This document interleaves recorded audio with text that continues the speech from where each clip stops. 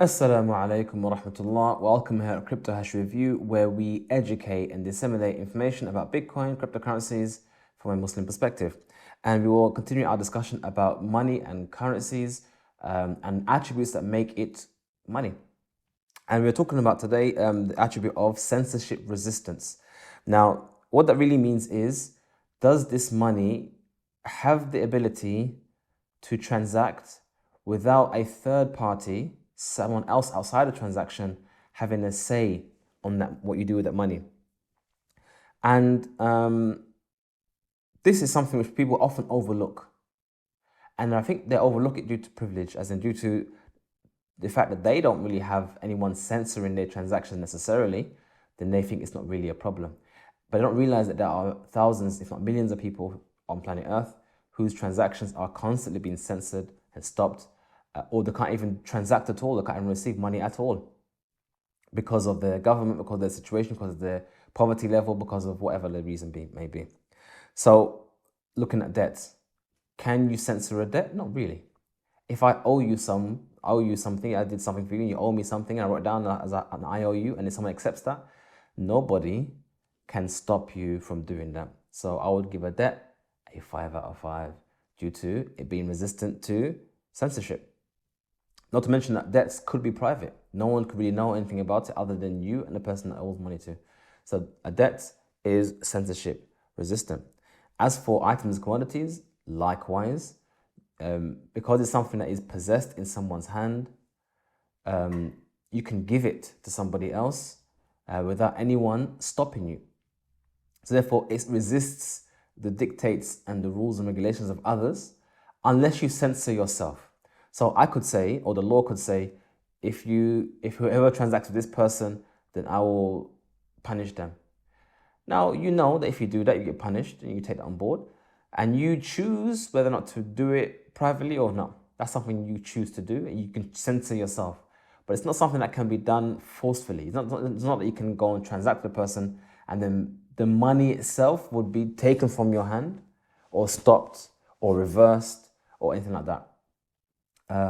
So items and commodities, a 5 out of 5. You can transact freely without anyone stopping you. However, confiscation is a problem. But I won't say that's to do with transacting, but that could be done with anything, whether it's money or not money. Then we have gold, which is the same as items and commodities. Again, if you want to transact, you can do so without anyone stopping you, and there's nothing preventing you from doing that unless you censor yourself. So again, 5 out of 5. Now, fiat currencies, yes and no.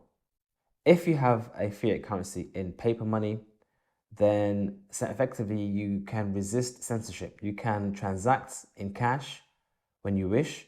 No one can stop you from doing so, and you are in control of your wealth as it is. But what often people overlook is the reality of fiat money. 98 or 97%, probably even more than that, of the fiat money we have in our systems has no physical form. It exists on the balance sheet or on the computers of banks, which means that 97, 98% of all transactions will take place from bank to bank. And this is where the censorship can occur.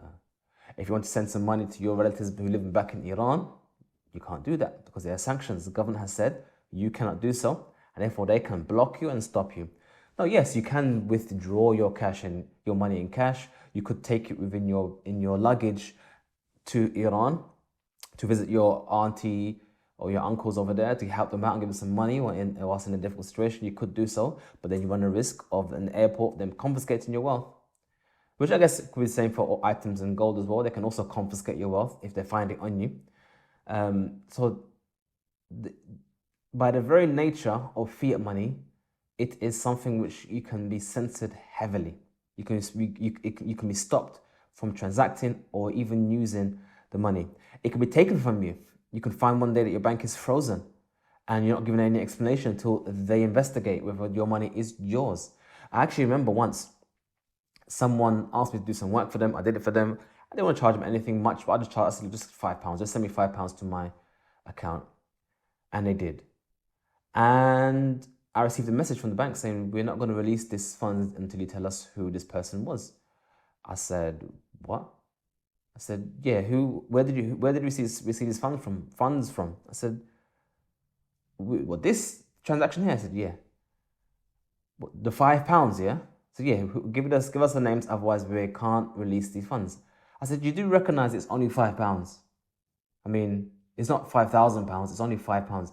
Yes, but we're regulated by the EU, blah, blah, blah, blah, blah. I said, this doesn't make sense.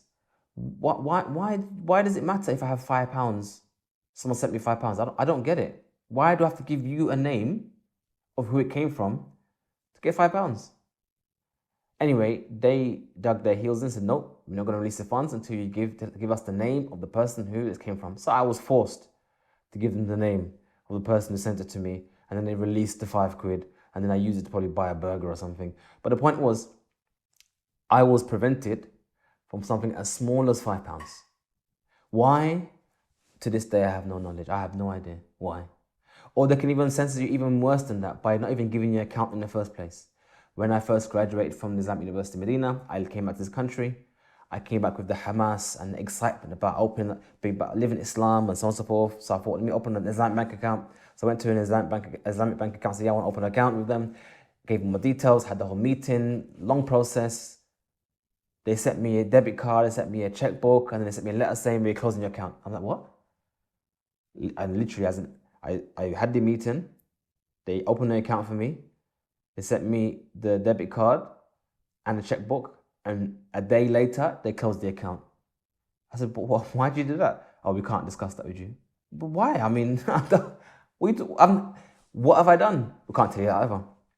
So you could actually shut out of the system of transacting if you don't, if for whatever reason, who knows, maybe bad credit ratings or whatever the case may be. It could be many reasons. And I think my issue was at the time was I was very young, never had a long credit history. Maybe I was like, I have no idea. I left college, went to Medina University, and now spent 7 years in Medina, and I came back to UK. So it's not as if to say I spent extensive time running up debt. I wasn't even in the country after leaving college. So I have no idea to this day why they closed my account, but this is something that occurs to many people, where they are in countries where they can't even get a bank account, and they can't even get a proper stable job because their job requires a bank account to pay them. So fiat system as a whole is a system of control, where your money isn't really your money. You've deposited your money into their account and you've given it to them. It is now their money. And they have just given you an IOU that they owe you money, that they'll pay you back if they want to pay you back. But they have sometimes mandate from the government to hold it, seize it, block it, do whatever they want to, your money. So I will give fiat money a 1. If I could give it a 0, I would, but I'll give it a 1 for being resistant to censorship. And we even saw an example happened to WikiLeaks when they broadcasted information about the American government, how they're doing some illegal things. Banks closed their accounts and they were forced to use Bitcoin, which is the next one we have to talk about here. Does Bitcoin have the ability to censor you? And the clear answer, or the quickest answer, would be no. So let's go back to the analogy we gave in a previous video, how Bitcoin works. So there's a guy in the village, Khalid. He's in control of everyone's, or a record of everyone's transactions. So if I want to send some of my gold that he has to somebody else, I'll write a letter to him saying, Khalid, please give 1 ounce of gold to Majid, please. And he gets to know, and then he updates his record. If that's how Bitcoin worked, then yes, Bitcoin could be easily censored, or your transactions could be censored and stopped, because Khalid can just say, nah, I'm not going to process this transaction. I'm not going to let it happen. But now look at the same scenario where we have Khalid, Abdullah, Abdurrahman, John, Stephanie. We have thousands upon thousands of people all processing transactions, and they don't know each other. I don't know them. All they care about is how much you're going to pay them and then fees to process the transaction. So even if half of the miners weren't going to process the transaction, then maybe the other half would. It's as long as there's one person who's willing to process the transaction, then your transaction can't be censored. So Bitcoin, by its very nature, is it it doesn't have the ability to censor and restrict and stop your transactions. So if you want to transact and you want to send money to whoever you want, to your auntie who lives in Iran, who's at the moment in economic difficulty, nothing can stop you. You can literally just send it to that person. So therefore, Bitcoin gets a nice, juicy 5 out of 5 for being able to resist censorship. And even in terms of confiscation, nobody can even confiscate your Bitcoin from you, because in order to do that, they have to have your private keys. So if someone came knocking on your door, the best thing they can do is force you to give your private keys. That requires force. But then again, they can't kill you to get it off of you, because once they've killed you, it's gone. It's finished. You can't get it back. So it's literally something which prevents it being confiscated from individuals. It prevents one from being, or the wealth being confiscated. And it's something we've never really had, historically speaking. If you had gold on you, then gold you could be killed, and I can search your person, I can take the gold off your person. Bitcoin cannot be confiscated from you without your permission. The only way you can send Bitcoin from one address to another address is if the owner of that address or the initial funds gives permission to do so. And if he doesn't give permission, there's nothing you can do to stop him. It is unconfiscatable. And this is one of the biggest benefits of cryptocurrencies and of Bitcoin. So it gets a nice 5 out of 5 for being censorship resistant. We hope you find this video beneficial and useful.